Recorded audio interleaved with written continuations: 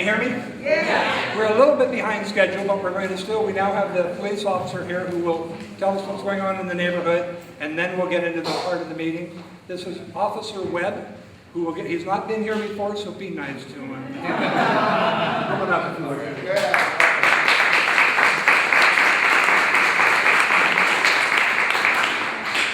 Good evening. How are you guys tonight? Great. Well, I'm Officer Webb. I'm one of your local officers that's been assigned this year to work the Oak Park District. There's been a lot going on within the Oak Park community over the last 6 months, I would say. A lot of changes, a lot of blight issues the police department's been trying to work on, trying to focus on, as well as I don't know if most of you recall, but some of the shootings had increased a few months ago. We've been hitting that really, really hard, along with our gang units, and shootings are down, and gun arrests are increasing. We've made a lot more arrests and gotten a lot more guns off the street. Most recently, last night around 11 o'clock, we got a couple guns off a couple guys in Oak Park. So it's always good to get guns off the streets. They were in the park, you said? They were in Oak Park, over near 32nd and W Street. So we were able to get them in custody after a short foot chase.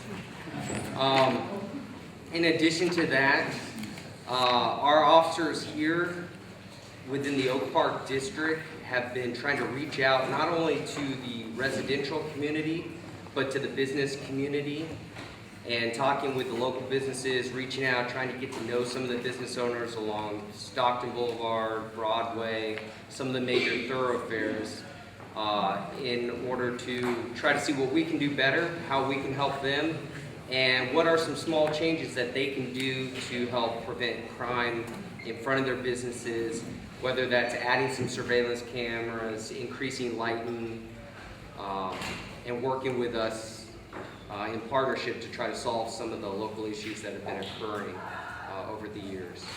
Does anyone have any questions for me?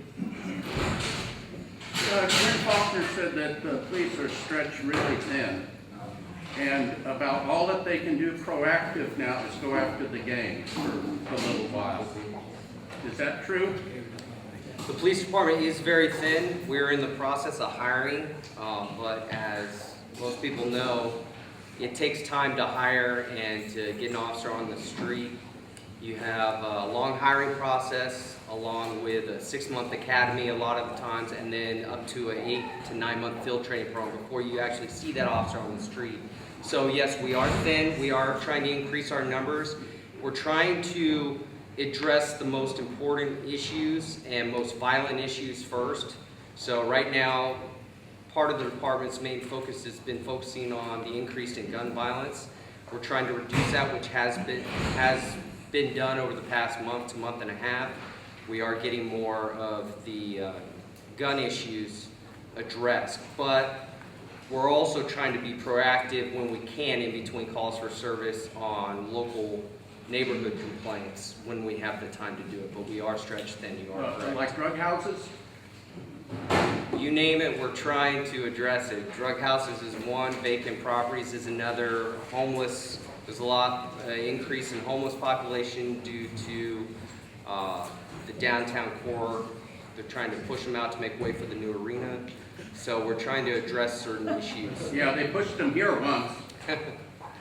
Any other questions? And so the homeless is you're having more of a homeless population in the area now, is that what you're saying? Yes, we've always had homeless issues, and we always try to address and work with the homeless community as best we can. Yeah. But there has been an increase, not necessarily an increase in the actual population, but an increase in the calls for service because now they're in areas that they weren't necessarily before. Okay. So it's trying to address those issues and trying to work with the homeless community as well as the neighborhood community to come up with a long-term solution. And that's what some of our officers are trying to do right now, especially in the Oak Park area where we are seeing a slight increase. Well, you're supposed to be working with the churches, I think Shiloh, I know St. Paul is involved in this. And so that's just along the street, so they're not breaking into vacant properties and destroying your property. Right. But that's what they do. You know? There has been an issue of that in the past, and our department has kind of focused on that Yeah. over the past several months. And the property crimes in that sense have been dropping because of our attention to it. But it's an ongoing thing. Yeah. It's a step-by-step process, and we're doing the best we can to achieve the ultimate goal, a coexistence between the homeless population and residential and business, as well as the police department. All right, well, if there's no other questions, you Peace and order. have a wonderful evening. I have a question. Sure. We continue to put more dollars and revenue into the police department for our communities. My question is, when do we get officers of diversity and color? Not only that, when do we get officers back in this community to work with our youth and around our youth sports programs? These things that have been taken away, and that holds the elements today. That's why we have a lot of finger pointing about what's what in our community that's happening today. We have to find something to take that away, and that's something that the police department and down at City Hall, you guys haven't came up with yet.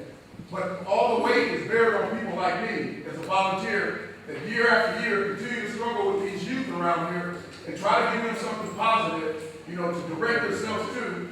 But at the same time, when the Little League and all of these other programs are going, where are you guys at to come and talk to the youth? They need to identify so they can see the friendly side of you instead of seeing the negative side. And that's an important part right now. So that's I agree 100%. We do need to do a better job at that. Right now, due to staffing being so low, we have to focus on patrol as our #1 focus. That's why we have detectives coming back into patrol. We have specialty units coming back into the patrol to help us out because we're so short. And like I said, the hiring process is a very long process. It takes up to 2 years just to get one officer on the street.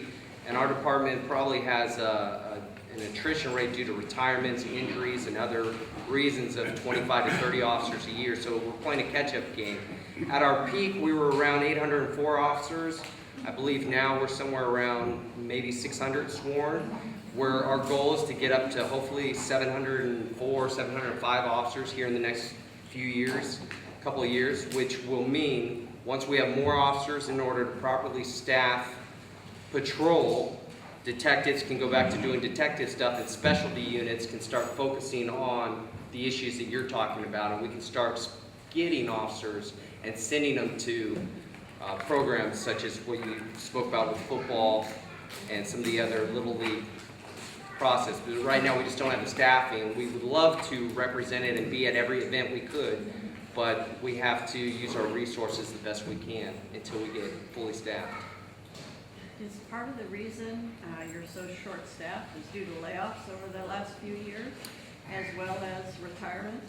Retirements has taken a big impact of it. Layoffs did happen. We hired back as many of the officers as we could get back that didn't already have other jobs. We've already passed that. Now we're strictly on the point of trying to hire officers to make up for all the losses that we've had due to retirement and attrition. So we're looking to hopefully get back to about 700, 704 officers in the next few years, but it's a long, ongoing process. Yes, ma'am. With regard to the diversity in Oak Park, and since we are, by the census, the most diverse neighborhood and city in the whole United States, and we compete with Paris, France for having the most trees. But the whole thing is, one of the things that stimulated our minority youth to apply for a peace officer position in life has been the POP officers. And so my big question is, when do we get our POP officers that do come back and do come to our youth and do celebrate our youth in Oak Park? Yay. As far as the POP officer position, our department is shifting from a specialty unit being POP officers to having every officer that's on the street being trained as a POP officer. So instead of just having, 1, 2, maybe 3 specialty people, and that's what they do, they're trying to train and give the patrol officers that are out there that you see day in and day out, they're trying to give them that information, that training, so that every officer should hopefully be a POP officer.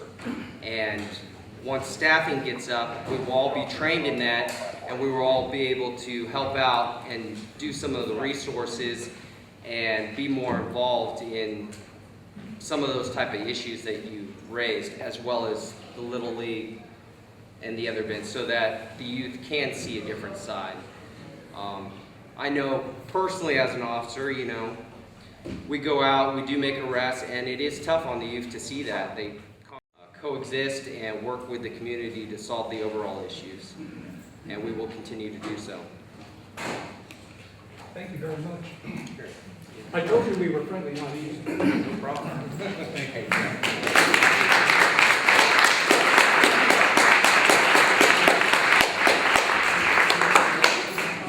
Okay, let the meeting begin. My name is Michael Boyd. I'm the president of the Oak Park Neighborhood Association. I'm paid extraordinarily well for what I do. Probably earn about every 0 penny that I get. We're all a bunch of volunteers who are part of OPNA, so you're welcome to get involved. Let's first introduce the rest of the board who's here. But before I do that, I want to introduce Eli. I don't know your last name, Eli. Nolasco. Nolasco? Eli Nolasco Yeah. is a student at Sac High who's videotaping this. Our very first meeting is videotaped. Yeah. So if we can make it work, we'll put it up on YouTube and start doing this for the folks who can't get to the meetings. So when you see us walking toward the cameras, because we're trying to get closer to the mic. So Mr. Cooper and Chenier, remember the mic's over there. The worst part about this is the mic. Okay, I've introduced myself. The vice president is somewhere here. Stand up and introduce yourself, please. Good evening, everyone. Bill Walton, Vice President. Kimberly Wellman, Secretary. Who else? Jared. Tamika. Reverend Day, board member. Tamika, Parks and Green Spaces. Summer Lowry, board member. Our newest one of our newest board members. Where's Derek? There's Lyric. Board member. Yeah. Lyric is a student at Sac High and just joined our board 2 months ago, right? Yes. Yeah. I don't know if you can hear Jared. He's a volunteer chair. If you want to know any way to get involved, we've got 5 minutes a month or 10 hours a month or a lot more. Talk to Jared. We've got a lot we can do if we work together. So I know we had a couple quick announcements. Amanda had one, and Terry, who left, no, there's Terry. Amanda, why don't you go ahead and give yours real briefly, please?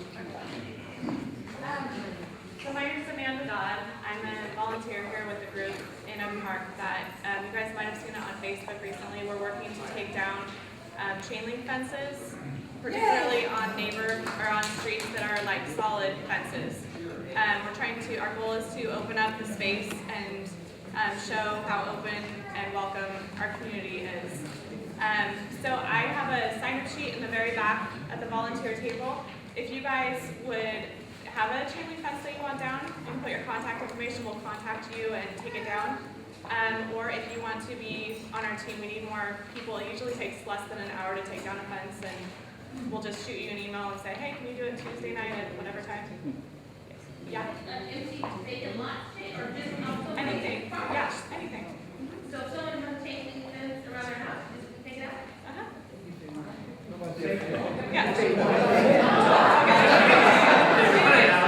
Anyways, there's a sign-up sheet. If you have me, or if you have questions, you can contact me. I'll put my email and contact information in the back. I agree. Not all the fences. There's just too many fences. We need to fix. I mean, everyone's gonna have their own, but yeah. Okay. Thank you. We look like we have Tim and Terry show. Terry is a former board member, by the way. Okay, but I am a current resident, and I am the executive director for the Oak Park Business Association. Yeah! So, what we're trying to do is drive people into Oak Park, not out. Okay, repeat. In Oak Park. So what we're doing on Sunday, noon to 6, is we're going to have a multicultural event, which is going to be truly representative of our community in a lot of different ways. And so let's start with vintage cars and bounce houses for kids and vendors and various things like that. But we're also going to have 7 performances of two Latino organizations, a samba, a Polynesian dance, African drums, Japanese drums, and it's going to go all day. And then the wrap-up is going to be Mercy Me. So anybody know about that band from Sacramento? Yeah. They are hot. They're going to wrap it up. We've got a half a block long tent and a beer garden right next to it. So consequently, you'll be in the shade, listening to some super stuff, and it's going to bring people in to meet other people. So come out, meet your neighbors, meet people that you don't know. And a special surprise on 4th Avenue. You know where 4th Avenue is, anybody? Where? Near the new Oak Park Brewery. You know where that is? Come on, you guys. Business is in Oak Park. Anyway, we're going to have an example of The Gather. The Gather is going to be on 2nd Thursdays throughout the summer. To come out, have a craft beer, have a beverage, have a seat, have a conversation. We're going to close off 3rd Avenue behind the U.S. Bank. Thank you, Vanna. And then we're going to have the art gallery open, and we're going to just have a great time. Music, beverages, community. That's going to be 2nd Thursday of June, July, August, September, October. And we want to thank the Oak Park Business Association Board that they're not all here, but Stuart Eldridge is the chair of that. And a lot of people are here, like Sharon is on the board, and Michael Luna on the board. So these are community members that represent a wide variety of people. And I want to say that over the years, that it's been a lot of fun doing my job. Now, Kimberly doesn't have such a great fun job. Because I need to ask for money. But I enjoy watching her.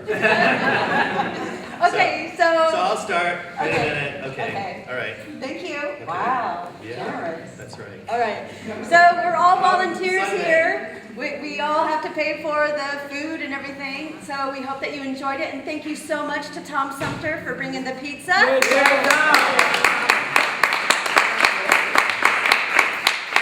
So give what you can and be generous. Thank you. Cameras over there. You don't have to find cameras.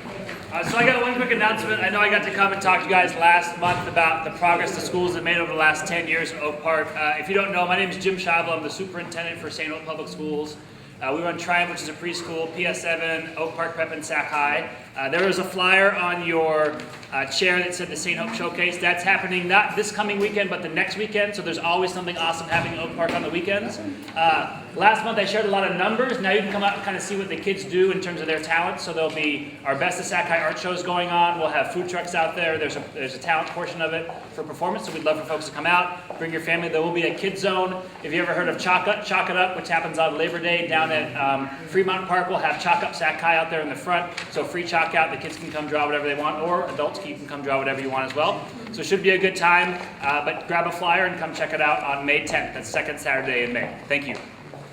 Thank you. We have one more announcement, I believe. Two more, real brief. Sure. Hey there, everybody. My name's Sean. I am the campaign manager for Mark Johannesen, who is running for state assembly in this district, District 7. And he is having a free barbecue that everyone is invited to next Saturday, May 10th, at El Shaddai Church in the parking lot. So I would love if I could see everybody there. Again, free. It's in Oak Park. I've got an address for you on the side, so if you come up to me afterward, I can make sure that you have all the information that you need to get there, and I would love to see you. Thank you. What time is that? Oh, sorry, 11 a.m. Okay. 11 a.m. Thank you very much. Yeah, not too brief, you've been several times. Yeah. One more. Hi, my name's Dave Tamayo.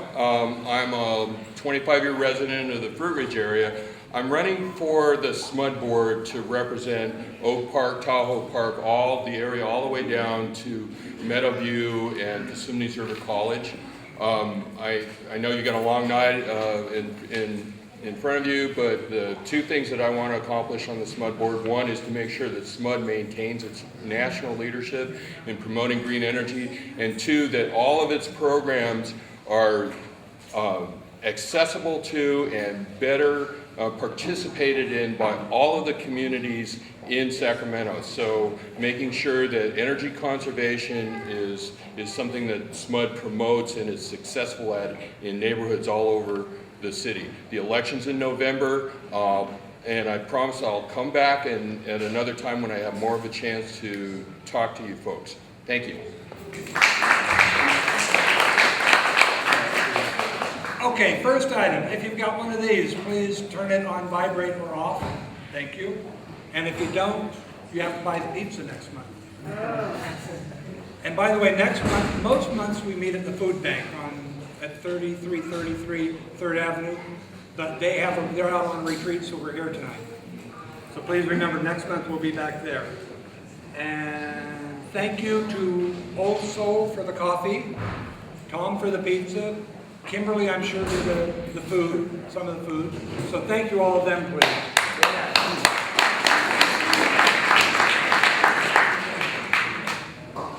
We're now going to get into the... I'm sorry, I just a reminder folks that the farmers market starts on Saturday. Oh. So we're going to you all out for the start of the season. What time? Starts at 9 to 1 on Saturday. Farmers Market, Saturday. Go. It's a lot of fun. Classic Park. Classic Park. First, I want to make sure everyone understands OPNA is now an official 501c3, so we can, yeah, it's a big deal. But it also means we have to be very careful in endorsements and taking any political position, so we do not. We do not endorse candidates. Tonight we're here to introduce the candidates to you and let you make up your own mind. But before we start, I want to ask why do we come to these meetings? And I've got the answer for you. You don't have to answer that. I think it's because we're all seeking community. We all want community because we know in Oak Park it's easier to cooperate than to compete. We know that innately in our bones, I think somehow we know it. We know that life can be tough enough, but it's so much easier when we help one another. So we come to meetings like this because we want to change, we want to create that change that we know we need not only here, but throughout the nation, throughout the world. We're moving to a world where we can cooperate. We've learned from the animal kingdom, they don't merely compete and eat each other, they cooperate much more than they compete. And we can learn that and we can teach that. I think we're at a pivotal history in Oak Park right now, pivotal moment in history, because we are, as Joan said, the most diverse community in the nation. And lately we've been hearing the ugly gasps of racism throughout the country. And if we can learn here how to quell that ugliness, we have a lesson to teach the entire nation. And we can do that. Most of us in this room live here by choice. And it's because we have a diverse community, which is what we love. We live here not in spite of diversity, but because of diversity. And I think we have a great lesson that we can teach other people. And that's why I think this election is so important. We want to find the right candidate who will represent the ideals, the goals, the aspirations, and the lessons that we have to teach to the City Council. So before we begin and introduce the two candidates, Tamika will let you know a few ground rules and generally how we want this evening to go. Tamika. All right. So a lot of you have submitted your questions for the candidates, and some of them are very specific. But because this is a discussion, we want to kind of broaden it and make sure that each candidate has a floor to speak on and a case to make. So we have a list of different questions from jobs to blight to crime to youth, touching on those different subjects that each candidate will have an opportunity to address. We want to keep the answers pretty short. We don't have a whole slew of time, but we just want your answers to be concise, to the point, and relevant. If you do have additional questions or would like some clarity or clarification on one of the answers given, go ahead and submit your question. There are little cards here on the table. Submit your question to us. We'll post it on the OPNA website, and it'll be available for both candidates to respond. Make sure you leave your contact information as well. Anything else? Yeah, well, also, all of the questions that we got, Tamika and I went through and tried to get the sense of what people are asking, what they're interested in. We're going to put the original questions online, so if the candidates want to go and answer those in more detail, they're certainly welcome to. We'll send them to you directly also. Yeah. You answer, if you feel you didn't get enough of an answer tonight. The format is an unusual kind of a format. Our goal is to make sure we get to know Mr. Cooper and Mr. Chenier and where they stand on issues and how they would represent us. So, as Tamika said, we're not going to be clock watchers. We want them to answer the questions, and then if we feel they're not doing a great job as moderators, we'll say, well, what about this? What about that? And then if the candidate says, I really need a little more clarification from you, that we're going to let them do that also. We're not going to let either one dominate, so if Tamika does that, it means you're getting a little wordy. Or if one of the board members stands up and does that, you're getting a little wordy. So, yeah. So it's going to be a relatively informal meeting because we really want to know about our candidates.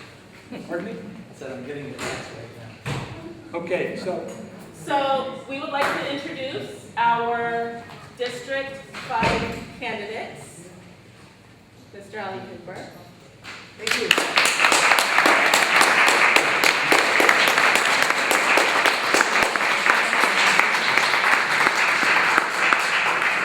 And Mr. Jay Sheeran.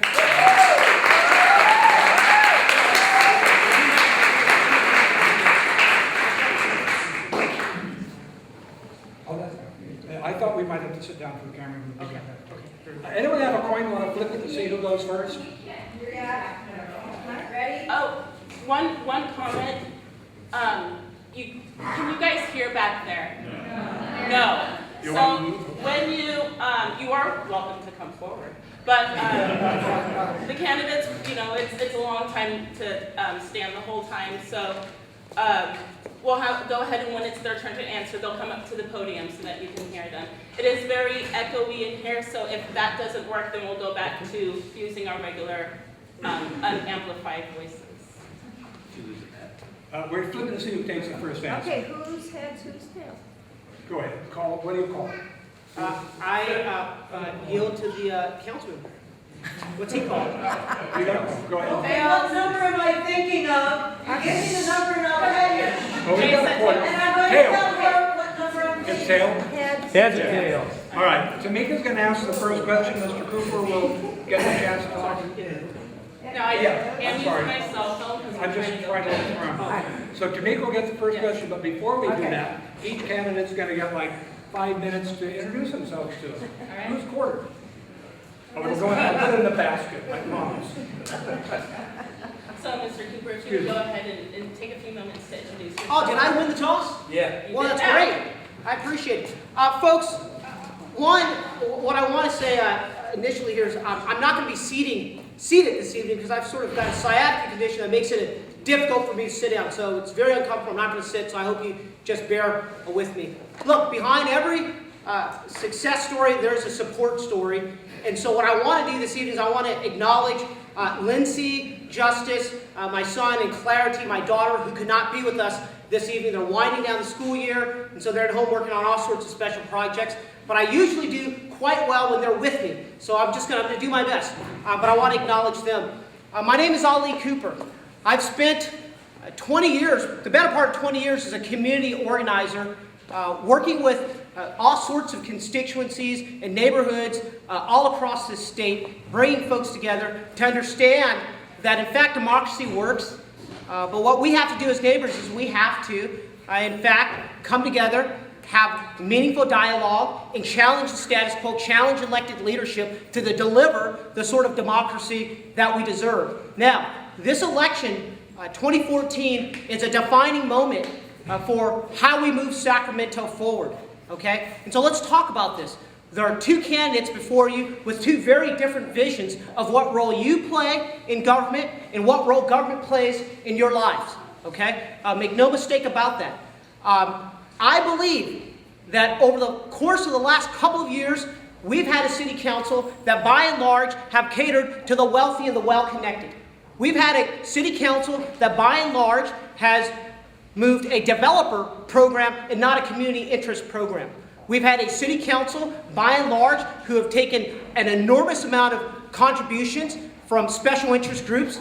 Most recently, my opponent an independent expenditure was opened up on behalf of him by Walmart, the Chamber of Commerce, the King's developers, and a whole bunch of other folks who are more interested in moving a development program rather than a community interest program. And so I think that this strikes at the heart of what's wrong with our democracy, not just in Sacramento, not just in the city, but at the state, and most certainly at the federal level. So this is an election about whether or not, as a community, we're going to come back and we're going to say, look, the city of Sacramento belongs to neighborhoods. The city of Sacramento doesn't belong to just the wealthy and well-connected and the developers. So this campaign is a defining moment about whether or not we are going to promote community interest. Now, with that said, I know we've got to sort of allow time for my opponent to speak as well, but I hope this evening that as I lay out the broad theme of what this election is about, we can talk specifically and substantively in a meaningful way about what my vision is, what sort of programs I believe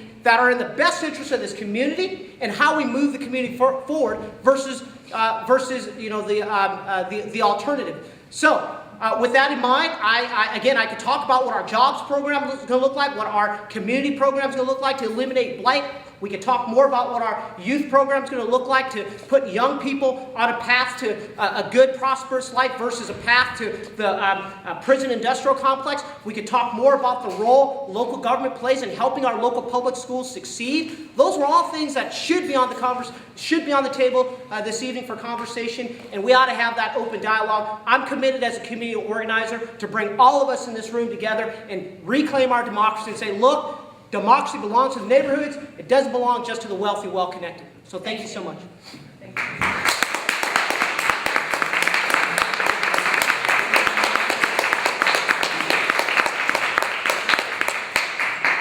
So, good evening, everyone. It's a pleasure to be here. Thank you.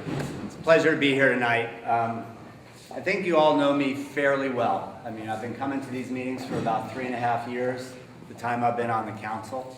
We've talked a lot about what we've done together in Oak Park, which has been really very, very consequential for the neighborhood. And I've said repeatedly how there's more energy in this neighborhood than any of the other 20 neighborhoods or so that I represent. And it's always exciting to be here. What I want to do is start very briefly about kind of what we've done, where we are, and why I'm running again, because I think that's important. And I look forward to going into specifics on all of the issues that Mr. Cooper mentioned. I think those are all very important for you, for your families, for this community, and for the city as a whole. So when I ran 3.5, 4 years ago, I spent a lot of time in the neighborhoods. And I think I got a really good feel for what was important to the neighborhoods. But coming into the council in kind of the last few years of the recession, basically what we did was cut. We did lay off police. We did close fire stations or have brownouts in fire stations. We closed community centers. None of that helped the communities, but it was really just a financial necessity because we didn't have the funds. And we were no different than the school district, than the county, than other municipalities all around. Fortunately, that's begun to turn around, right? But even I want to say, as we were doing that, as we were laying off some $90 to $100 million worth of goods and services and programs and individuals and about 900 employees, we were still trying to put the pieces back together for the city. And during that time, the council's made a lot of really difficult decisions, and they've impacted you, both on the negative side and on the positive side. We put together a program that starts rebuilding our city water, sewer, water treatment plant infrastructure. That was a hard decision in selling $350 million worth of bonds, but it was something that we had to do. We've rebuilt city departments to the point where I think our services are becoming more customer friendly, where we're doing a better job serving your needs. We've gotten finally to the point where we actually have a budget surplus this year of about $2 million. So even though we were cutting, we still put additional dollars into our reserve. The financial markets looked kindly on us, raised our bond rating because of that action, and we saved about $1 million when we went out to sell those water and sewer bonds. So even as we were cutting, I think we were doing responsible things as a council to move the city forward. There's a lot going on in Sacramento, as we know. And I think the next 5 years are going to be some of the most exciting years that we've had in the history of the city. And I think what's going on in Oak Park is really indicative of what's happening in the whole city. We'll definitely do the downtown development. I mean, the council will vote on that on the 13th. I believe demolition will start on the 14th. But the arena goes forward, the downtown development goes forward with or without me. That's not why I'm running. I think I added value to that conversation and will continue to do it. I think I've added value to the budget discussions and a lot of other discussions that we've had along the way. But the reason I ran 3.5 years ago was really around youth and neighborhoods and homeless issues. And that's where I think and want my voice to be strongest as we move forward. I will play a role in all of the other pieces as we move forward with the city, but those are the issues that I think are most important. Those are the issues that really say something about who we are as a community, and those are the issues that we just have to get right if we're going to be successful for the long term. So that's why I'm running again, and I look forward to the discussion. I look forward to all of your questions. I know they'll be difficult, and I hope they are, because that's what you deserve. Thank you.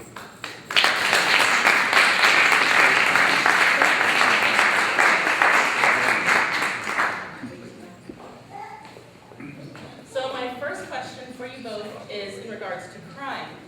What innovative strategies would you support to prevent violence? What can a council member realistically do to combat the problems that accompany drugs in a neighborhood? And what's the relationship between police and your position as a city council member? So would anyone like to take that first? Sure, I'll take it first. Well, look, there are a couple of things that we've got to do to address crime in our neighborhood. And the first thing we've got to recognize is that it's bigger than just putting more police officers on the street.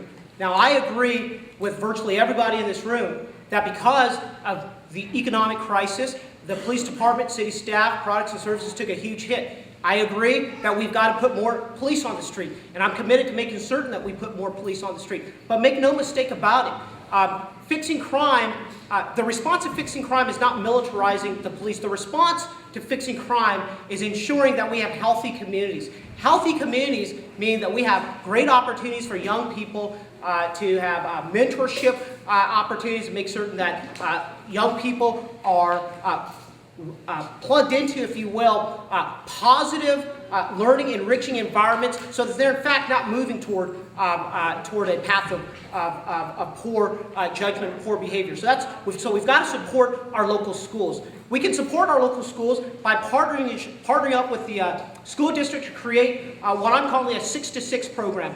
Where this is a before and after school program. Schools open at 6 a.m., they close at 6 p.m. We take children from our neighborhoods, we keep them in enriching learning environments with mentors and making certain that we're supporting their success. So that's number one. Secondly, we've got to also understand what where crime is coming from. Oftentimes, crime is coming from, in addition to poor role models and poor role models, it's also coming from a place of hopelessness and despair. So we've got to make certain that we have a true jobs program in our communities. We've got to make certain that folks in our communities, young people, rather you have no skills, low skills, medium skills, that you are pipelined, if you will, into a job that provides some degree of self-sufficiency, self-sustainability, so that you, in fact, have pride in your community, pride in the work that you're doing. And so we've got to talk about a jobs program. I'm happy to talk about at least the 3 industry sectors that I'd like to see us grow and invest general fund dollars in growing in terms of those jobs. The other thing we've got to do is we've got to make sure that we're investing in community-based policing. So we've got to also invest in programs like Ceasefire, where we're identifying at the root source in our community where the problems are. We're linking those individuals in our community who are causing the problems with real opportunities other than a life of crime. So that means bringing together community stakeholders. That means bringing together folks in the academic, the education community. That means bringing folks together in the faith community. That means the entire community coming together and ensuring that we provide alternative ways and alternative lifestyles other than crime for young people who are hopeless and feel despair and feel that there are no other alternative options for them. So it's very comprehensive. It's not as easy as, well, I'm going to put more cops on the streets. We've got to have better support for our public schools. We've got to make certain that our police are in our communities in a meaningful way, that they're partnering with communities and invest in that, and that means that ceasefire program as well. And we've got to make certain that we've got a true program to get folks in the community who are underemployed, unemployed, into jobs so that they're working and being productive folks in their communities. Right, so let's talk about police for a minute. First of all, I will tell you that the council has no role in choosing the police captain. And there were people actually from Oak Park that I asked to sit on the hiring committee, and their recommendations were largely ignored. The police chief is appointed by the city manager without really consultation with those who are elected to represent you. So that's one thing. We have put more police on the street, and that's because of you, because of Measure U passing. That's 87 more police. Now, as you heard from the police officer a little bit earlier, it takes quite a while to move people through the academy, get their experience, and get out on the street. But we are moving forward on that. The other thing that we're doing, and this answers Joan's question a little bit, is we're not coming back with POP officers. Again, this is not something we can control as a council, but what we've worked out, and what we've worked out with the SPOA, the Police Officers Association, is that we will now have 2 years where patrol officers will be in a specific neighborhood. So they will have the opportunity to get to know the neighborhood before they could be transferred at any time, or they could opt out at any time. So now the people and police officers who will be in Oak Park will stay in Oak Park. I think we need to continue. We're way below the national average in police officers on the street, or police officers per 1,000.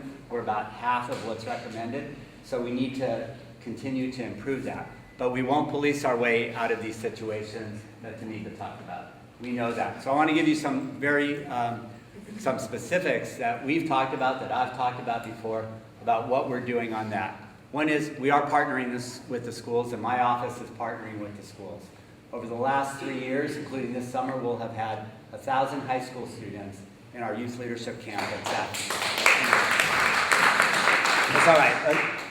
I think it's going to be hard, and I'm happy for people not to clap so we can get through all these things, but up to you. So we've had over 1,000 high school students from 9 high schools go through our youth leadership camp. It's $350 a year. I raise that money privately because the city doesn't have the money to do that. I wish the city had enough money to do what our young people need and what our neighborhoods need. Unfortunately, we don't. And we'll continue to do that. What we do is we take 85 of the 350 every year. We take them to an advanced leadership class up in the mountains where they do school plans. And then we send people out to work with them at their school sites to implement those plans. A lot of that's around anti-drugs, anti-bullying, things like that. So the kids are very much involved in trying to chart their own course, and we do a lot of work with them about what their futures will look like, about what they need to do to be successful. We've also started a program called Summer at City Hall, where the first year we had 30 kids, the next year we had 60, last year we had close to 80. We'll have 80 every year. And that's a 6-week program for 10th and 11th graders. The first one I talked about was for incoming 9th graders. This is 10th and 11th graders, where we take, again, from 9 high schools. We take young people, they do a 6-week course in the morning.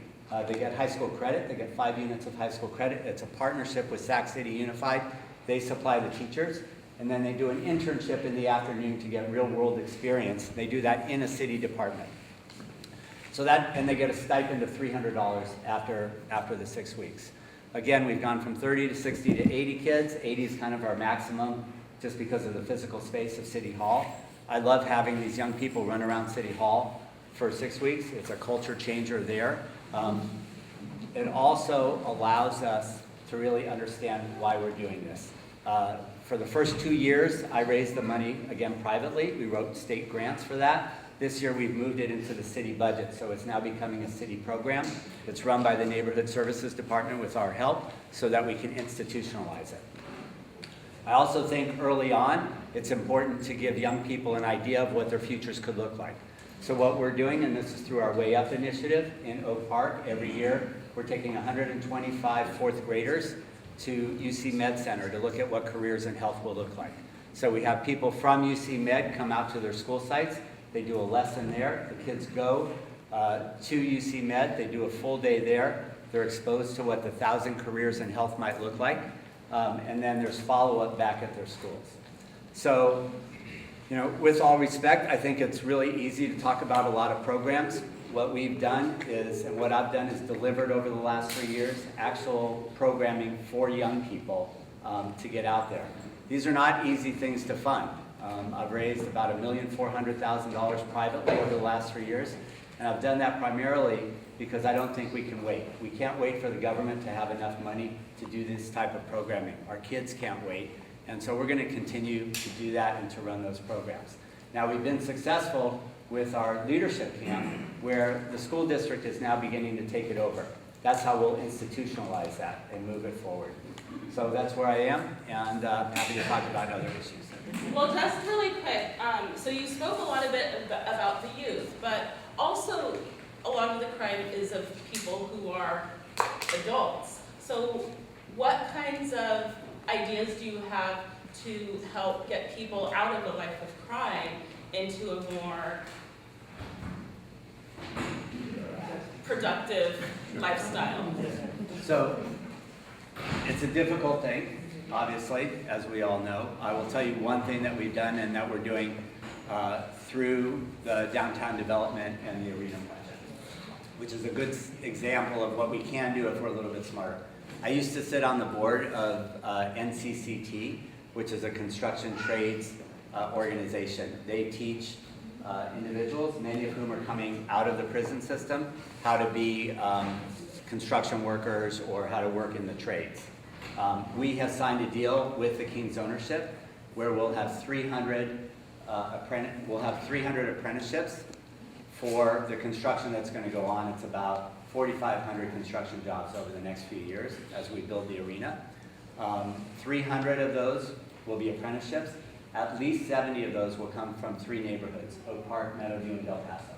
So we're really trying to reach out, working with NCCT and actually working with the Urban League, they're our other partner, to get those apprentices in the program. So that's one example of something that we can do. This is very difficult. I think that as the economy comes back, things will get a little bit easier, and we're seeing some of that as well. Do you want to touch Sure. on Well, I that? think I appreciate. I'd like to respond to all of the what I would characterize as very good work that Mr. Chenier is doing with his private ventures. It's noble work. It's good work. But I think this is where he and I sort of differ in what role government plays. What I heard Mr. Chenier say multiple times is, "Oh, gee, I'd love to see government have the money to be able to do this stuff. You know, I raise this money through my private ventures." Here's what we've been able to do in the city of Sacramento.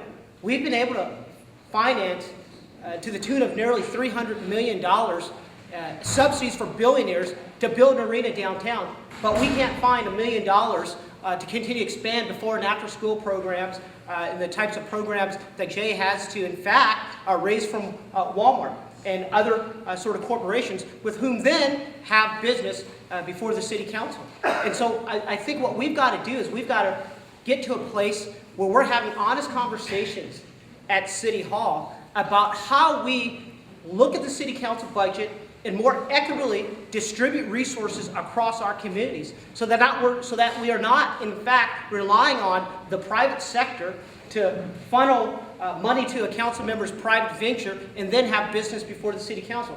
This is inherently a problem with local government and decisions that are being made at City Hall. So look, my belief is that it creates sort of a quid pro quo situation, and don't take my word for it, take Walmart's word for it, the Kings and the regional builders who've just pumped in $60,000 and an independent expenditure committee to drown out our neighborhood campaign. You know, so I'm really concerned, and I take issue with that. Again, this election is about two different visions. Rather, we're going to elect folks who believe that city resources, taxpayer dollars should in fact be reinvested with our community, in the community, or rather not, those investments should come just from the private sector. And so when I hear a council member or, or the mayor say, well, we just don't have the money. But then we've got plenty of money to sort of subsidize development for billionaires. That's a huge concern for me. Now, I believe I also take issue with this notion that we have 300 apprenticeships that will be set aside for the trades. Well, of course we do. Those are the skilled trades crafts who are going to build the arena. We have a $300 million investment, and what I heard Mr. Shadir say is that we've got 70 jobs slotted for folks in our communities. Well, look, I know that $300 million is a lot of money, and as far as I'm concerned, I think what we ought to be doing we ought to be advocating for far more than 70 jobs from communities with the highest unemployment rate and the most sort of underserved city services. So I think that, again, the difference is I believe that I'd be a much stronger advocate for how we invest those dollars back into our communities. Let me say this much in terms of jobs today, right now, Tamika. Right now, if in fact the city is on this path of building the arena, well, we will be the first city in nearly a decade that has not negotiated what is called a site-specific community benefit agreement. A site-specific community benefit agreement is simply a policy instrument that says the community stakeholders, the developers, and the local government come together and say, okay, what are the direct investments from this particular infusion of cash for our communities? So rather you're talking about hiring a much higher number than the 70 into jobs. Rather you're talking about making certain that the jobs at the arena and all of the peripheral development that may exist at the arena are jobs that pay a living wage, that get people on a path of self-sufficiency. Those are the types of policy instruments that we could move if we had a far more aggressive, thoughtful council that in fact was interested in not just shifting the subsidy, but making certain that the outcome of that subsidy was shared prosperity for our neighborhood. So I have issue with that. I think many Sacramentans have issue with that. And what I don't hear 7 council members talking about is that very issue. All right, thank you. Okay. Yes, absolutely. So let's talk about the arena for a minute. So let's start with the financing of the arena because I think it's very different. We are putting funds into the arena. We're putting as a start but we're putting $223 million in cash in the arena. The place that's coming from is selling revenue bonds against future parking revenues. So it's not tax dollars coming into this. It's not replacing other things we can do. Those funds and that investment needs to have a payoff so we can pay back those bonds. So it's not like that money could be used for the homeless, for after-school programs, for anything else. We have to find other dollars for that. And every other dollar that we put into a new program means we're cutting a dollar someplace else. So I want us to be very realistic when we talk about new programming of where that money is going to come from. I think that's really important. I said 70 apprenticeships are coming, at least from these areas, 300 apprenticeships total. But that's not the number of jobs. The number of jobs between the arena and the ancillary development is probably somewhere around 11,000. 60% of that by agreement is with the localities here in the region here. We're about 71% with contracts signed so far. So I have a lot of confidence that particularly for the construction trades, which is our middle class, which is what we've been losing, but for the construction trades, which have somewhere around a 40% unemployment rate, we're going to do very, very well. So I feel confident in what we're doing moving forward. Now, I agree with Mr. Cooper around the jobs that will come through the ancillary development. We don't have a community benefit agreement negotiated yet. I think it's a little bit premature on some of it because there's no proposal or specific proposal of what's going to be built. There are no pro formas, things like that. There was a movement to make the ancillary development, the hotel that they want to build, other things that they want to build, subject to approval only by the planning commissioner. I and a couple of other of my colleagues decided we can't do that. We need to go through our current process so that the opportunity comes back before the council. I firmly believe, and I've had discussions with the ownership of the Kings as well as some of my colleagues, that particularly around the hotel, which is looking for its ability to be a union hotel, to have those wages, that will happen. That's my commitment, and I'll stick to that. And I believe that there's a majority on the council. The question right now is timing, and how do we move forward on that? Sure, absolutely. Look, here's what I'd say about this. And I think Mr. Schneer started off with, well, the financing plan. So let's be clear. There is currently litigation making its way through the Superior Court here in Sacramento, which challenges whether or not the city, in fact, has undervalued land, undervalued parking structures, digital signs. That's not my point. My point is that in the course of that litigation, the deputy city manager, John Dangberg, was deposed. And in that deposition, it's public record, he admitted the city had never conducted an economic analysis report on the arena. So to have our elected representatives said as well the financing is sound, well, that's very questionable to me, when in fact the deputy city manager has testified under oath that we never conducted an economic analysis report. Now look, I want to be clear. I support downtown development. I support an arena deal. I support all sorts of downtown development that catalyze and bring in more jobs. But make no mistake about it, as a ratepayer, as a taxpayer, and as an elected member of the city council, it is our fiduciary duty to ensure that you're showing us every penny, that we know what the investment is, and that we have a better sense of what our risk assumptions are. And right now, it is just not very genuine to say that we know that. It's just not. The court records show it's not. So we have rewritten the zoning codes, we've rewritten the parking codes, we put a lot online. We're trying to get a lot more customer friendly. So within the city, I think we're trying to be more friendly. What I would love to see is an ombudsperson within the city planning department, within the city building department, who is solely about small business. Our economic development department for the city has gone from a high of 22 people down to about 6 right now. That's something that we have to build back if we're going to be successful. Personally in Oak Park, we've tried to help a number of small businesses that have opened their doors here. Around this area, Arthur Henry's, we spent a lot of time working with them, everything from moving the bus stop down the block so it didn't get in their way, to a number of other code pieces that they had. Should they have had to spend $50,000 to put a new fire hydrant right in front of their store? So things like that. We're working with the Oak Park Brewery to make sure their process goes well. We worked quite a bit with the food bank when they built their new building, because there were some ridiculous things, I think, that the city wanted to require that were preventing them from doing the work that they were doing. And we worked most significantly, I think, with Ron Verlakis around the Triangle Project. That project was the last piece of redevelopment dollars that we had. We were very, very close to losing it. We worked very hard to make sure that we kept it, working both with the redevelopment agency, as it was and is now, and working with the city to make sure that happened. That'll have 7 retail shops, 29 living spaces in it.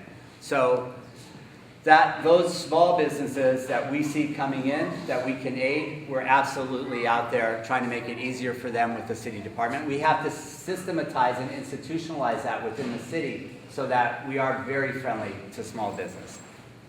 On a slightly larger scale, we have a vision, I have a vision of creating a medical innovation zone along Stockton Boulevard. Now here's the deal. UC Med Center is one of the 5 largest recipients of federal grant funds in the nation. We see very little of that as far as jobs go in the city. The walls at UC Med are pretty high, and it doesn't come out.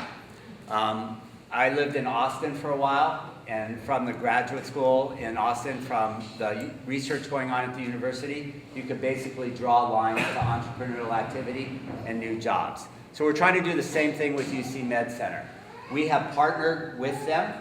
I've also partnered, and this is because we don't have enough funds to do this on our own, we've partnered with the UC Davis Graduate School of Management and the MBA class at Drexel, so we've gotten a lot of free labor from these students, and it's benefiting them as well, because it's a real-life project, to see how we can take Stockton Boulevard with UC Davis Med Center, create technology transfer, and create entrepreneurial activity in biotech, biomed, and telehealth. 3 things that Sacramento leads the nation in. We're in the top 3 to 5 cities in all of those areas in the country. And then at the same time, what we're doing is we're working with Sac State Unified through their Linked Learning program. We're working with Los Rios, with Brian King, the chancellor, and we're working with Alex Gonzalez at Sac State, because it does us no good if we can create this med zone and the development that will come with it, and we're importing people from other cities to do the work. That's the last thing we want to do. We need to grow our own, and and this is why I said before, we take all the 4th graders, about 125 a year, to UC Med Center. We want to get them to start thinking about careers in health early on. We brought the National Academy Foundation in to work with a medical academy, the Health Academy at Hiram Johnson High School, where a lot of kids from Oak Park go. And then again, we're working with Los Rios and Sac State, because we need to make sure that as we create jobs and we create the demand for an educated workforce, we have that educated workforce and we're growing our own. So that's what we're doing. Thank you. Sure, absolutely. Huge issue for here at Oak Park. And what I thought I heard the question of is, what are we doing to stimulate job growth here in Oak Park for folks that live here in Oak Park? There's a great deal we've got to do. Look, I support this notion that we've got to ease regulations and support small businesses. You know, every elected official talks about that.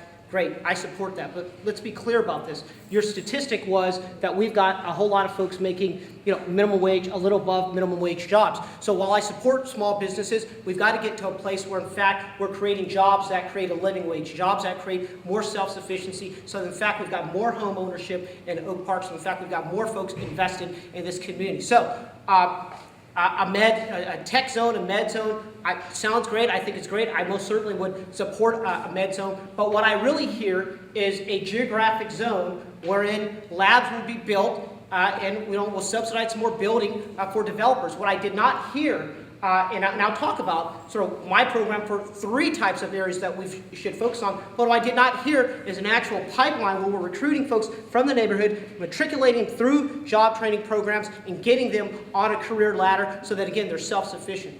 So 3 areas. So we talk about the healthcare industry and medical sciences in Sacramento. And the city ought to, in fact, be working to invest general fund dollars in the same sorts of apprenticeship programs that we see in the construction trades. We should have those same sort of pre-apprenticeship and construction or apprenticeship programs in the medical sciences field, where we're identifying folks from the community, getting them trained up, staffed up, so that in fact they're qualified to work in that industry. We ought to do it in clean energies and green industries as well. In 2008, the Sacramento elected a mayor. The mayor had this great vision for creating the greenest city in America. And look, it's a great slogan, but if you're not investing the dollars in it, it's not real. What we ought to do is we ought to take $10 million from the general fund. You ought to take that money and you ought to create green jobs. You ought to create a demand for green jobs. Well, what does that look like? Well, I think what you do is you take money, you invest in training young people from our community, low-skilled, medium-skilled adults, into a couple of different types of jobs. Rather, you're training them to be energy auditors. Rather, you're training them in one of the apprenticeship programs around weatherization. So the folks are doing weatherization and solar installation in people's homes. And, well, where are folks getting the funds to go to solar and go clean, green energy? Well, guess what? The city ought to create grant programs that allow homeowners to weatherproof their homes, to turn their homes to solar. This is not a new concept. This is a concept that's done very well in other municipalities and regions across the country. Chicago does it very well. The reason we're not doing it so well in Sacramento is because we're not having a conversation about it. We're having a conversation about shifting, again, subsidies to billionaires. Now look, here's what I'd say about the other piece about the jobs. The other sort of piece for young people particularly. Look, you walk from block to block, whether you're North Oak Park, Central Oak Park, South Oak Park, you can walk block to block, and what do we see? We see nuisance properties. We see trash and debris on the street. We see graffiti, broken glass, overgrown vegetation, alleys that aren't maintained, and we see a whole lot of young people without opportunities. So look, one of the things that I think we absolutely ought to be doing is creating an environmental stewardship program for young people, making certain that we have 15-year-old to 19-year-olds who are spending Saturdays in a learning environment, learning more about what it means to be green, more about what it means to be an environmental steward, and then being stipend, rather it's $10, $12, $13 an hour to physically go out and pick up the trash. You know, I was out walking, canvassing the neighborhood, and I saw all sorts of debris all over the place. And you know what I saw? I saw city trucks just driving right past. And saw a whole bunch of young people sort of standing on the corner, just hanging out. We've got to move and be very thoughtful and elevate the conversation about what equitable services look like in our communities and how you invest in young people to go to work and clean that stuff up. Simple to me. Yeah, just a quick follow-up, and so I'm interested in where the $10 million comes from, or the money for your 6-to-6 program. What do you cut to get that? Absolutely. I don't think you have to cut anything. I think what you have to do is you have to be thoughtful about shifting subsidies. Let me give you an example of this. How many of us in this room know that part of the financing plan for the arena is either capitalizing parking revenues or taking parking revenues that are coming into the city and shifting those into paying the debt on the arena? Gee, if we've got revenues coming in from parking structures, it seems to me that's revenue, that's cash positive revenue. We should invest those cash positive revenues into generating good jobs, into generating cleaning up blight in our neighborhoods, into putting young people to work. So there is money on the table. The city generates revenues. What we have now is we have a city council beholden to corporate special interests and downtown developers who say, well, wait a minute. I know all that's important, but if you just build us a big shiny new building, we can create a whole bunch of restaurants, and we can build a whole bunch of retail, and guess what? We'll have more low-wage retail jobs. We've got to have a different vision for Sacramento. So when you ask me, well, where's the money come from? Clearly, we have found out through some very smart financing mechanism that we can shift nearly $300 million in subsidies to developers. We've got to be thoughtful on our approach in creating jobs in the community and cleaning up blight. So I just want to be really clear about the funds for the arena. They're not funds that can be used for other things. If we want to borrow against it. Why is that? I said because those funds have to be an investment that pay off the bonds. A lot of what Who we decides get. that? Do you want to let me finish? I'm curious. Yes, I will. Yeah, the city makes the decision. The council makes that decision. That's why we're elected. To make those decisions. And it's very, you need those funds to pay it off. Now, I think that there will be funds coming back out of this project. There will be jobs that will increase our tax base. If we want to provide the supports and services that we need over time, that you deserve, that people in the communities deserve, we need to grow our tax base. We need to have more taxes so we can pay for community centers, so we can pay for police and fire. And that's about jobs. I think 11,000 jobs coming out of this is going to be a great boon to the city.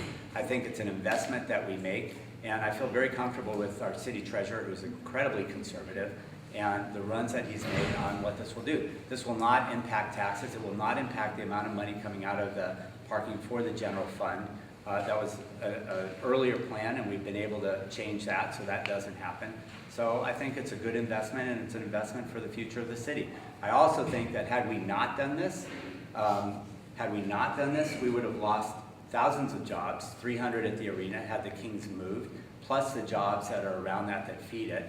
And I think that's not really a workable solution. Had we not done this, downtown would continue to die. I think to be a vibrant city, we need a vibrant downtown. I have 2 kids in college. I want them to come back to Sacramento to live here. And part of that is having a vibrant city.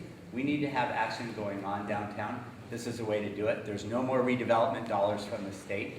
Absent this investment, absent the about $750 million that the investors are putting in, the ownership group of the arena are putting in, none of this happens. We lose the Kings, we lose the arena, and downtown continues to die. And I think that's an unacceptable solution. So, you got this? No, that's okay. I promised I But wouldn't. look, I promised I wouldn't. No, I promised I wouldn't. So go ahead. Look, I want to say that less than a minute, 30 seconds. Mr. Chenier proves my point. It's a matter of choice and the priorities. The choice is to shift subsidies to billionaires, not to our neighborhoods. It's real clear to me. He's very transparent about that. That's not the choice.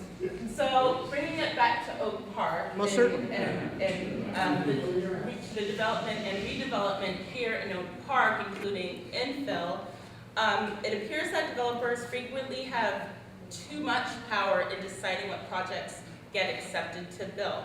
What is your relationship with the development community in terms of fundraising, campaign endorsements, and personal connections? Again, these questions come from you all. And second question, when you're weighing a planner's recommendations with developer clout, what priorities will guide your decision making? Let's start with that. Look, I believe developers are wonderful people. I believe that a community needs developers, in fact, to continue to help generate the economy. There's no doubt, look, this is not about whether or not we dislike developers or developers are not a productive, or play a productive role in our community. This is about equity. This is about whether or not, in fact, the halls of City Hall are dominated by special interest groups that continue to finance the coffers of campaigns. I know this very clearly. I'm a candidate for city council. I'm running a very grassroots campaign, and I'm being outspent nearly 10-to-1 by development interests. Again, development interests, the Kings, Region Builders, and a whole bunch of other developers, in addition to financing my opponent's campaign directly, have opened up what I liken to a super PAC at the tune of nearly $60,000. I'll never raise that money. Folks in this room would never raise that money. We've got to reclaim our democracy at City Hall. And one of the ways that we reclaim our democracy at City Hall is we don't say that we don't demonize developers, but what we do say is, you know what? That's not the sort of leadership we want at City Hall. We want a leadership that's more beholden to the public interest, not necessarily those to corporate special interests. And that's what we're seeing now. So let me address a couple of those pieces. One is, I have not asked nor taken money from the Kings on this campaign. I have not asked nor taken money from Walmart on the campaign. Walmart has, and many of you know because this has been an issue, given to Way Up. It's a behest payment where we have competed for grants with Walmart. We've gotten $55,000. That money has gone to fund both community gardens in Oak Park and to fund our youth leadership program. So I want to be really clear. Mr. Cooper refers to this as my private venture. This is a public nonprofit. We have posted and shared every dollar that's come in and every dollar that's come out where it's going. Personally, I don't get a dollar out of this. This is not benefiting me. It's really benefiting this community primarily. So I want to start with that.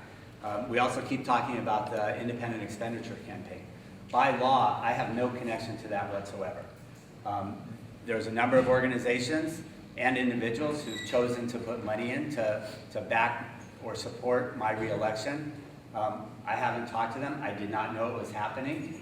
I hope they stay positive as opposed to an independent expenditure campaign for Mr. Cooper that's already sent out one hit piece on me. So, you know, that's where we are. I'm going to continue to raise money. I have a good relationship with developers. I have great relationships with police and fire. They support me. I have great relationships with the building trades. They support me. I have great relationships with individuals from a $15 check that I got yesterday up to people maxing out on the individual maximum that they can do for my campaign. I'm proud of the diversity of the people who have given to me, both in my prior campaign and this campaign. I don't think, and I want to answer your question really specifically, it doesn't buy access any more than anyone else. I've been walking, as Mr. Cooper has, probably since January or so, knocking on doors. I leave my cell phone number with everyone I talk to. Every single person I knock on their door, I leave my cell phone number and say, please feel free to call me. And a lot do. When people call, you know, I think Michael and others have seen me at Old Soul on weekends. When people call and say, I'd like to meet with you, whoever they are, they have access. I work for you guys. That access is there regardless. So I want to have great relationships with developers because I think that they drive a lot of business here in Sacramento. I want to have great relationships with the building trades and with organized labor and with any other people who want to support me and share the core values and the vision that I have for this city. And I'll continue to do so. Look, I want to respond to something that is unbeknownst to me. One, I am the campaign disclosure rules require that, in fact, if an independent expenditure has been opened on behalf or opposing a particular candidate, that you're notified. So I want to make certain that, that we're clear. I have never been notified, and it is patently false, that there's any independent expenditure out there who's casting Mr. Schneer in some negative light associated with my campaign. If there is, and I've broken a campaign rule, and I don't think I've done that. So let's be very clear about that. There is no independent expenditure out there. Certainly, so one, there's no independent expenditure, and secondly, I want to make very clear that I don't begrudge, and I don't in any way disparage the good work that Way Up has done in the community.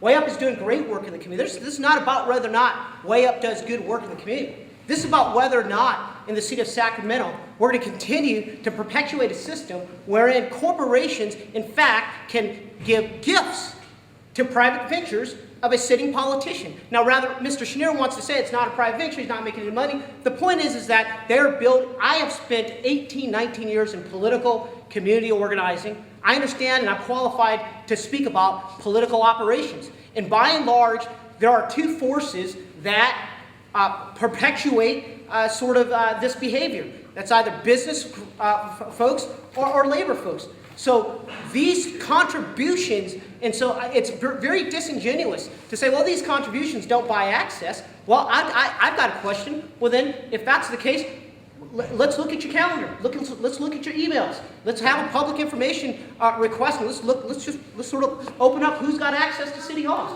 I think that's a fair question. How long is this back and forth going to go on?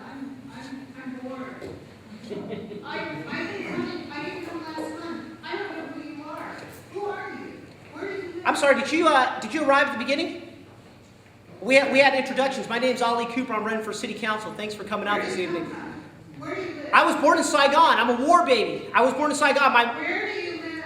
I live on the outskirts of Curtis Park. I live in no man's land between Curtis Park and Land Park. Okay. I'm sorry, does she have a question? I'm sorry, hold on. Yeah, we had already. Oh, that's what the debate. That's what it's about. So let me just clarify for anybody who came in without, with the expectation that this would be a regular OPNA meeting. We have invited these two gentlemen here because they are running for our District 5 City Council. This is Jay Schneer, and that is... I know. Okay. And so what we want to do is we want to give them a chance because maybe you don't know Jay, maybe you don't know Allie, maybe you don't know what they're about. So this is an opportunity for them to come and give their case to you guys. And we are making available any specific questions you have for them. You are welcome to put on the website and they can answer those directly. We don't know him. So That's why he's here. a lot of people don't know you, so what are you talking about? Hold on, everyone, silence. Sorry, I'm a teacher.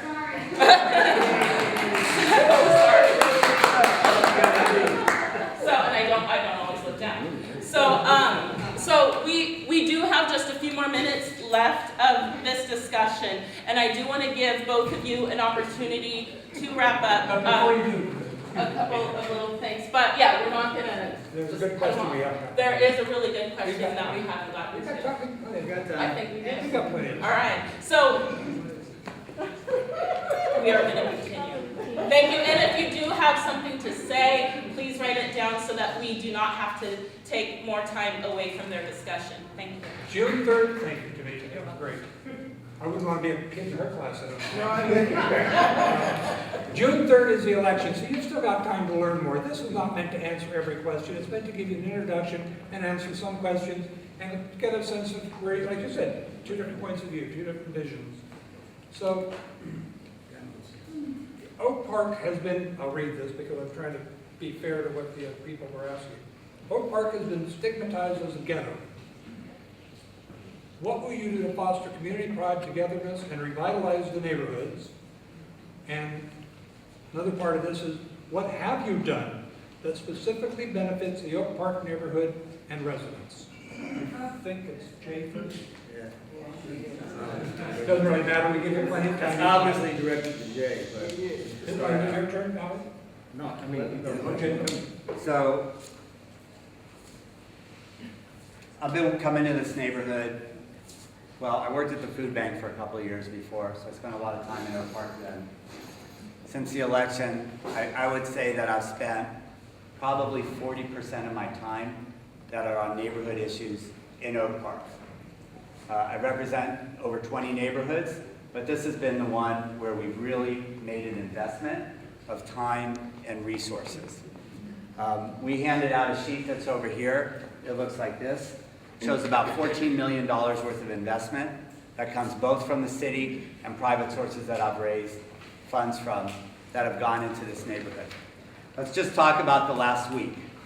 On Saturday, we dedicated McClatchy Park, or rededicated a groundbreaking at McClatchy Park, $2.8 million in a state bond that we fought for and received. A new skate park, new basketball and tennis courts, a children's playground that will be, I think, the nicest children's playground in the city of Sacramento, a jogging track, and new infrastructure for the park. Saturday morning, we also dedicated the Oak Park Soul Community Garden on Broadway and 38th. That came out of something that we started immediately, where when I got elected, we sent out a letter to people saying, if you have a vacant property, can we build a community garden on it? It's a 50 by 250 foot privately owned piece of land that has been ceded over for this garden. Oak Park Soul has been doing it. We've put, I think, close to $10,000 into that garden to make it work. It's been community run and it's community owned. This morning, we did an installation of our first of 10 kind of art bike racks over at McClatchy Park. If you haven't seen it, you should go over and look at it. It's really cool. We found about $50,000 in old capital improvement funds from 2006. It's money that can only be spent on facilities. And we use that to run a program to select an artist who's doing District 5 bike racks. Healthy eating and arts come together in Oak Park. I've talked about the Triangle Project. I've talked about Oak Park Brewery. We're trying to do it on the jobs front. And then we're also trying to do it on the human capital front. We're currently running a 100% covered campaign where we're actually going out to all the elementary school kids who are from Oak Park. Many of them are getting screened for medical. We've done about 296 screenings so far. And then we're enrolling them in medical coverage because we know how important it is. So we're working with 2 partners, Wellspace Clinic, which is right out front here, turned around over there, and also Sacramento Covered. So we're running lots of different programs. We're working with Keith B. Kenny. We're working with Bret Hart, which is in Curtis Park, but it's basically Oak Park kids, except for my kids who went there. We're working with PS7, we're working with Capitol Heights Academy, and we're working with Oak Ridge Elementary. So those 5 schools, which I might say, as a cluster of elementary schools, are one of the highest scoring clusters of schools in the county. And we should be really proud of that because people don't believe it, but they're doing great. So if you talk about what we're doing, those are some of the things we've done. This piece of paper kind of lists a lot of other things. What we're really involved with right now, we're trying to partner with NeighborWorks, Nehemiah, and some others. There's 156 vacant homes here in Oak Park that are currently in the system of the city, that are code enforcement homes. They're all vacant. They're all boarded up. They all cause problems. We have some ideas with these partners. We've also enrolled McGeorge, who are going to do all the legal work pro bono to make sure we can get these homes off of the rolls of the city. Many of them have been vacant for 10 years. We don't have a lot of the tools that we need, but we think we're getting better at figuring out what we did or what we need to do. In talking to the city manager, we have 2 more positions coming into our Justice for Neighbors program in the city to work specifically on those 156 homes. Now the economy is helping a little bit. Sam Allen, who's one of the people that comes to many of these meetings, one of the real estate people for this neighborhood, is actually working on a couple of those homes.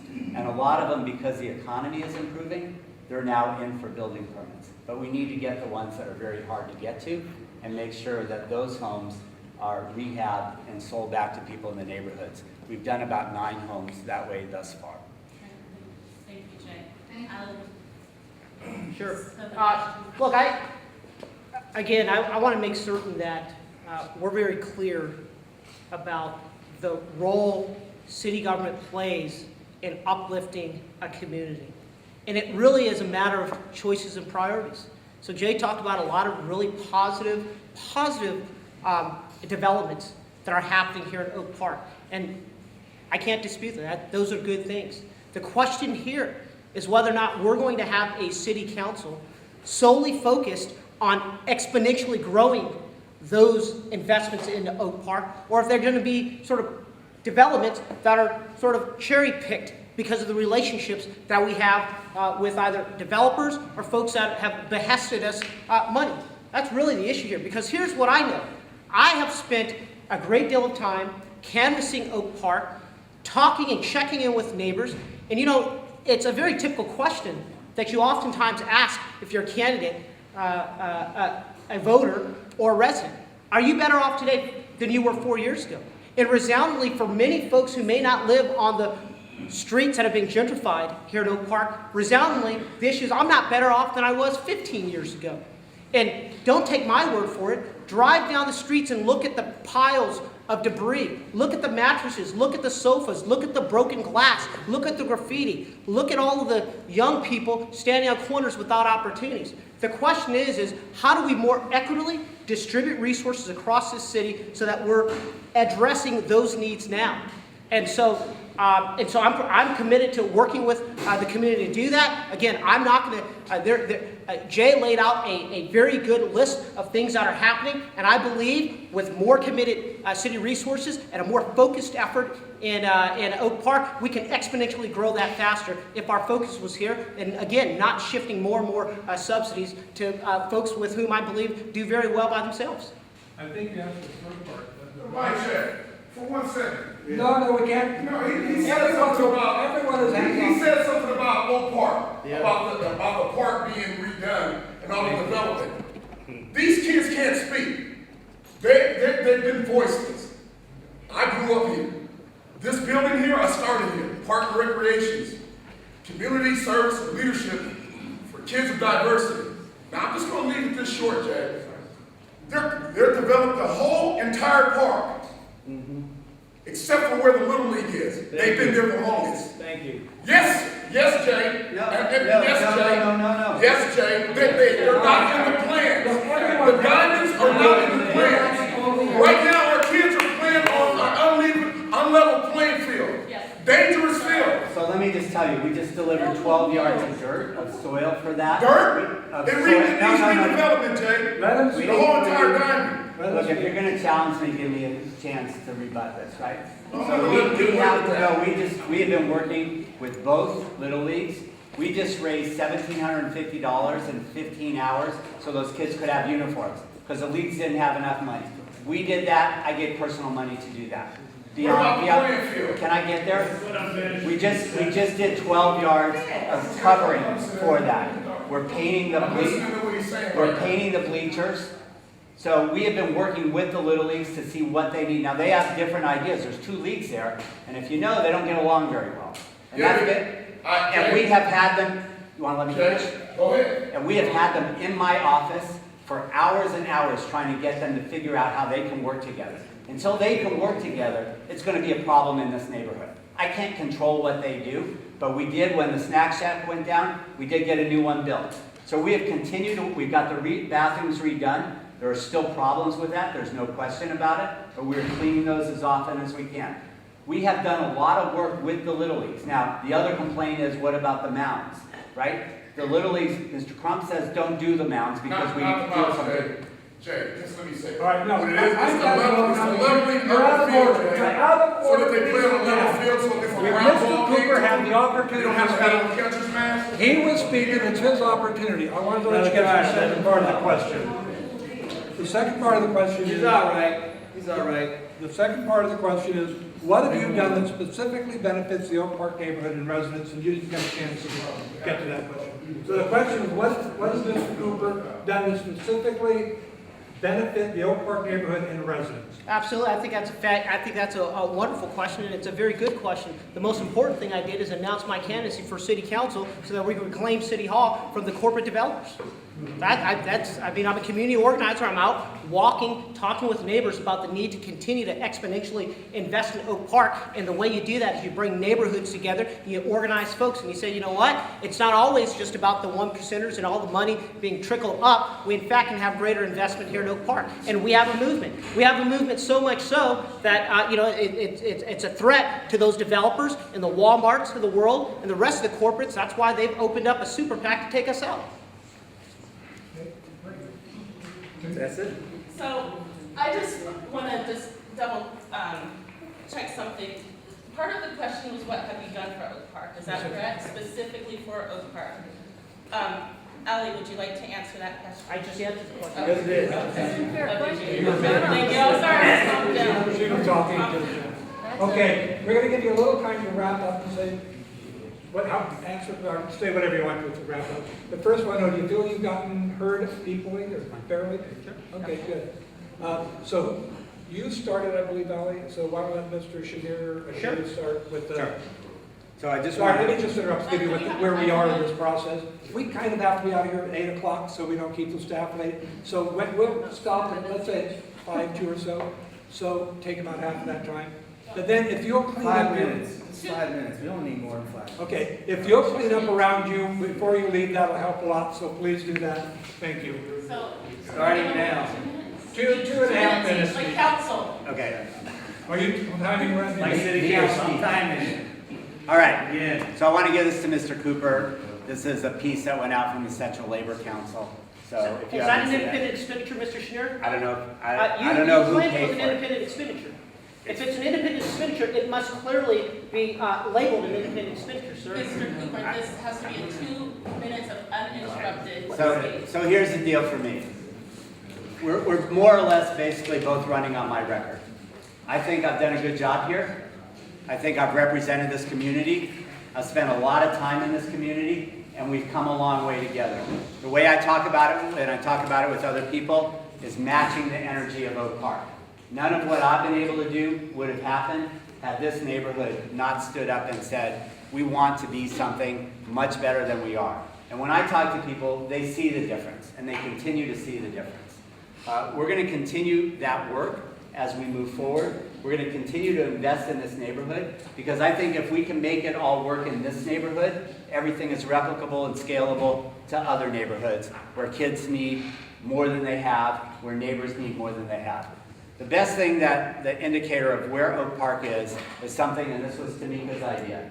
Last year, we did a movie in the park here in Oak Park, in McClatchy Park. That was your idea, right? Came to us and said, you're doing movies in the park in other neighborhoods. Can you do one in Oak Park? Can you do one in McClatchy Park? No one would have ever asked for that more than a couple years ago, right? It just wouldn't have happened. We had 350 people show up for that movie. We're going to do that again this summer, and we're going to do it at least once every summer moving forward. 15 seconds. I was with you guys when we walked about redistricting. Now, we didn't win that battle. We won some pieces of it, but that was something that happened for all kinds of political reasons, having nothing to do with people in Oak Park, but people in Oak Park suffered. But I did the march with you on that, and I fought for you. Unfortunately, we lost. I'm going to continue doing that as we move forward, and I hope to get your vote June 3rd. I thank you. May I? Hold on. Take a deep breath. Sorry. I want to thank everyone who has come out tonight, who's so committed to continuing to grow and revive Oak Park. I've spent 19 years as a community organizer. I am supremely qualified to sit down with all sorts of stakeholders, identify what the challenges in our community, and make certain that at City Hall we are elevating the conversation about what investing in the public interest for the public interest is all about. What I've seen over the course of the last couple of years is by and large what I would characterize as a rogue city council, more interested in shifting more and more subsidies to the wealthy and well-connected rather than invest them in a very significant way in our neighborhoods.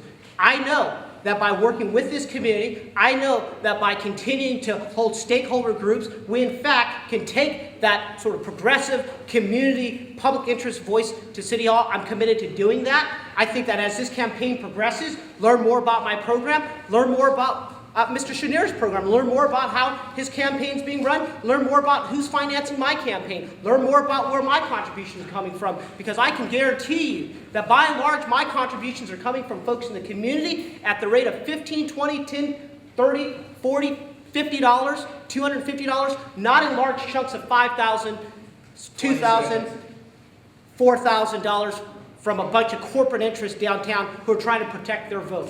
This is about restoring our faith in local democracy and making certain that we weed out all of the bad actors at City Hall. That's what this is really about. Thank you so much. I